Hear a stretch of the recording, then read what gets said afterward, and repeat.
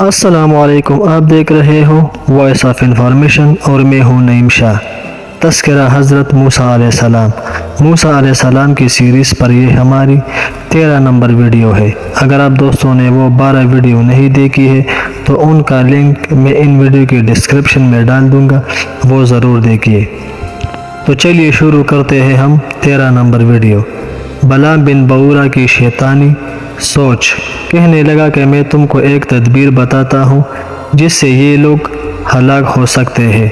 اللہ تعالیٰ نے زنا کو حرام قرار دیا ہے۔ اگر یہ لوگ کسی بھی طرح زنا میں مبتلا ہو جائے تو یقین ان کی ہلاکت ہو سکتی ہے۔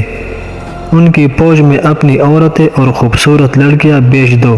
یہ بیوی بچے چھوڑے ہوئے مسافر ہیں، اور ان عورتوں کی یہ تاکید کرو کہ بنی اسرائیل کے لوگ ان سے جو کچھ کرنے دے۔ بلعام کی یہ شیطانی چال ان لوگوں کو سمجھ میں آ گئی اور اس پر عمل کیا گیا۔ ابن کثیر میں ہے کہ ان لوگوں نے بادشاہ کی بیٹی کو بھی نہ چھوڑا۔ شہزادی کو اس کے والد یا بلعام نے تاکید کر دی تھی کہ سوائے حضرت موسیٰ علیہ السلام کے کسی کے ہاتھ نہ آنا۔ کہتے ہیں کہ یہ لوگ واقعی زنا میں مبتلا ہو گئے۔ شہزادی کے پاس بنی اسرائیل کا ایک سردار آ پہنچا اور اسے اپنے پاس بلایا۔ اس نے کہہ دیا کہ میں موسیٰ علیہ السلام کے سوا کسی کو نہ آؤں گی۔ سردار نے کہا کہ میرا وعدہ ایسا برتر ہے اور میری یہ شان و شوکت ہے۔ تو لڑکی نے اپنے والد کو خط بھیجا اور اس نے اجازت مانگی۔ والد نے اجازت دے دی۔ دونوں جب مصروف کار تھے تو حضرت ہارون علیہ السلام کا ایک بیٹا وہاں آ گیا۔ اس کے ہاتھ میں ایک نیزہ تھا اور اسی حالت میں دونوں کو ہلاک کر دیا۔ جب بنی اسرائیل اس فعل میں مبتلا ہو گئے تو اللہ تعالیٰ نے ان پر طاعون کا عذاب نازل کیا، جس سے 70,000 آدمی مر گئے، اور یہ عذاب اس وقت تک رہا جب تک ایک بھی زانی بنی اسرائیل میں باقی رہا۔ چنانچہ لوگوں نے چن چن کر زانیوں کو قتل کیا، اور اللہ کے آگے اس طرح دست بد دعا ہوئے کہ الہی ہم تیرے نافرمانوں کے ساتھ ایسا برتاؤ کرتے ہیں، اب طاعون کو ختم کر دے۔ تو اللہ تعالیٰ نے ان پر اس عذاب کو دور فرمایا۔ بنی اسرائیل کی بزدلی اور جہاد سے انکار۔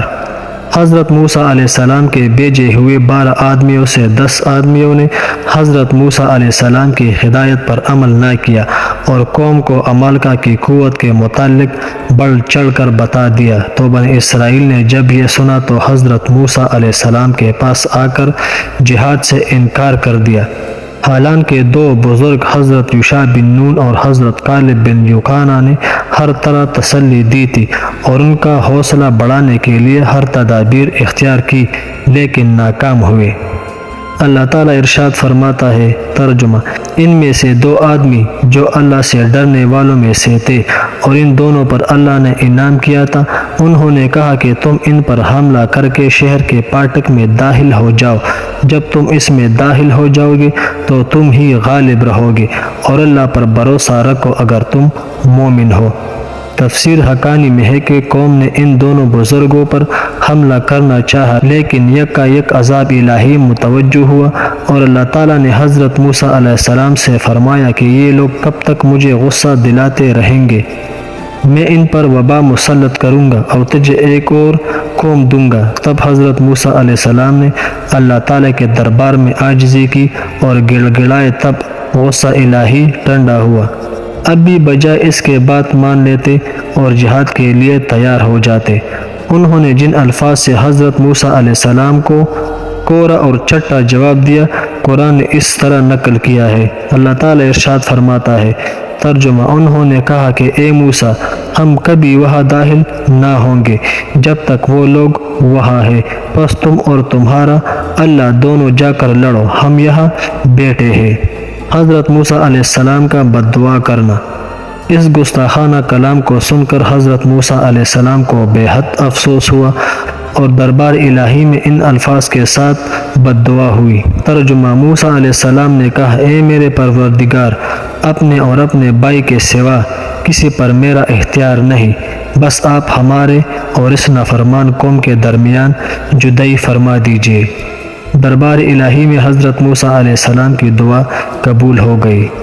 تفسیر حقانی میں ہے کہ اللہ تعالیٰ نے فرمایا کہ کہ اب ان میں سے 20 برس والے سے لے کر اوپر والے تک جنہوں نے میری شکایتیں کی ہے ان کی لاشیں اس بیابان میں گرے گی اور اس سرزمین پر نہ پہنچ سکے گی جس کا میں نے تم سے وعدہ کیا ہے، بجز یوشع اور کالب کے تمہارے کم عمر لڑکوں کے، اور تم 40 سال تک اس بیابان میں بھٹکتے پھرو گے۔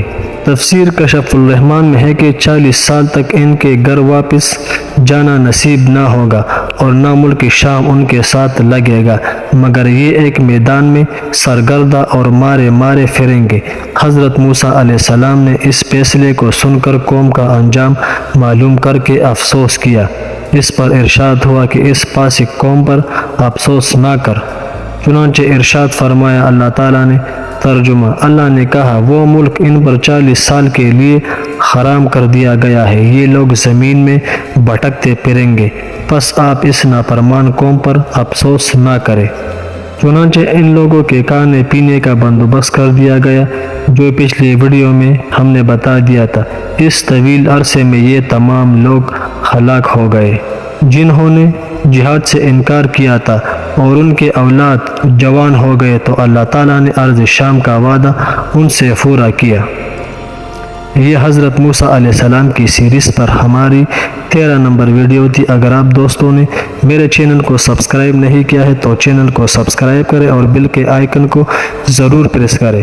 آپ دوستوں کے ایک لائک، ایک سبسکرائبر سے کچھ نہیں جائے گا، مگر ہمارا بہت حوصلہ بڑھے گا اور ہم اور بھی محنت سے کام کریں گے۔ ملتے ہیں ایک دوسری ویڈیو کے ساتھ، اجازت چاہتا ہوں، والسلام۔